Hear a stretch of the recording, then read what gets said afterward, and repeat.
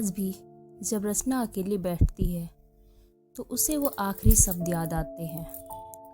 मम्मा, अब तो मेरी कविता सुन लोगी ना। और उसका दिल दहल उठता है। वो यादों के किसी कोने में खो जाती है और सोचती है, कितनी छोटी उम्र में चली गई मेरी बच्ची। रचना जानती थी असली कसूरवार वही है। बार बार सोचती, काश मैं समय रहते समझ जाती तो आज मेरी बेटी मेरे साथ होती। और वह फूट फूट कर रोने लगती। रचना एक बड़ी कंपनी में काम करती थी। उसकी जिंदगी भागम भाग में गुजर रही थी। सुबह दफ्तर, शाम मीटिंग, रात तक लैपटॉप। लेकिन उसकी 7 साल की बेटी अन्वी हमेशा उसका इंतजार करती।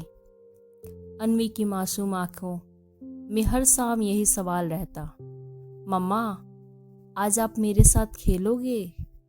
रचना मुस्कुरा देती, पर जवाब अक्सर टाल देती, बेटा आज बहुत काम है, कल जरूर।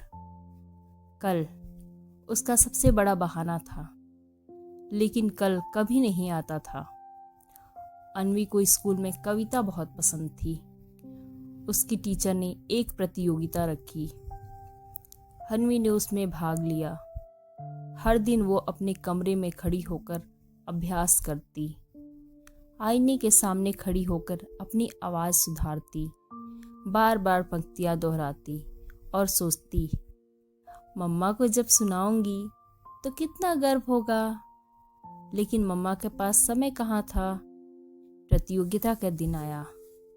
अन्वी ने पूरे आत्मविश्वास से कविता सुनाई। पूरा हाल तालियों से गूंज उठा। अन्वी की आंखों में चमक थी। वह दौड़कर घर पहुंची। उसके हाथ में था एक छोटा सा ट्रॉफी। उसने दरवाजा खोला और चिल्लाई, मम्मा देखो मुझे पहला इनाम मिला है। रचना फोन पर मीटिंग कर रही थी। उसने बस नजर उठाकर देखा और जल्दी से कहा, वाह बेटा बहुत अच्छा, अभी मीटिंग है, बाद में बात करेंगे। अन्वी चुप हो गई। उसके हाथों में पकड़ी ट्रॉफी धीरे धीरे नीचे झुक गई। उसकी आंखों की चमक फीकी पड़ गई। उस रात अन्वी मम्मा के पास गई। उसने धीरे से कहा, मम्मा मेरी कविता सुनोगी? रचना ने थके स्वर में जवाब दिया, आज बहुत थक गई हूँ बेटा, कल सुन लूंगी। अन्वी ने कहा, ठीक है, और सिर झुका लिया और कमरे में जाकर अकेली अपनी कविता दोहराती रही। उसके छोटे छोटे शब्द खामोशी में खो गए। अगले दिन फिर वही हुआ। उसके बाद भी वही हुआ। कल आता रहा, लेकिन सुनने वाला कभी नहीं आया। कुछ हफ्तों बाद अन्वी की तबीयत बिगड़ने लगी। उसे बुखार रहने लगा, कभी खांसी, कभी कमजोरी। डॉक्टर ने कहा, ध्यान रखना होगा, बच्ची बहुत कमजोर हो गई है। रचना परेशान थी, लेकिन काम की वजह से बराबर बैठ नहीं पाई। घर पर मेड और नर्स ने अन्वी को संभाला, पर मम्मा की गोदी का सुकून किसी ने नहीं दिया। एक रात अन्वी बहुत चुप थी। उसकी सांसें भारी लग रही थी। उसने मम्मा को बुलाया, मम्मा जरा मेरे पास आओ ना।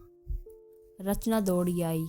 पहली बार उसने अपनी बेटी की हालात को गंभीरता से देखा। अन्वी ने कांपते हाथों से ट्रॉफी मम्मा को दी और धीमे स्वर में बोली, मम्मा अब तो मेरी कविता सुन लोगी ना।